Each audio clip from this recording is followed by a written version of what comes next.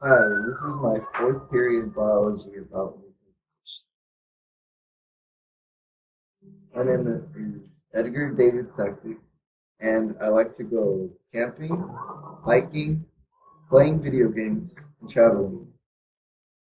In this top right corner, as you can see, I'm going sailing with just a couple friends. And then in the bottom right corner, um, I'm on top of a mountain because I went hiking, and I woke up at 3 o'clock in the morning to go hiking. It was really fun, but it was like really hard. Some of the sports that I play are football and soccer, and yes, I'm on the football team over here at Calvary, and I will join the soccer team when the season rolls around.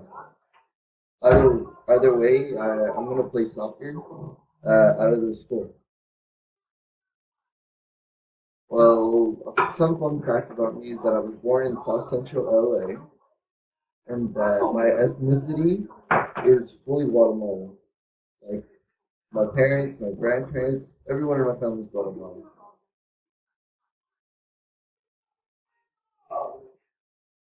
Some things that I like about biology is that I love nature. I really do. And that I'm interested in understanding how certain things in the world work.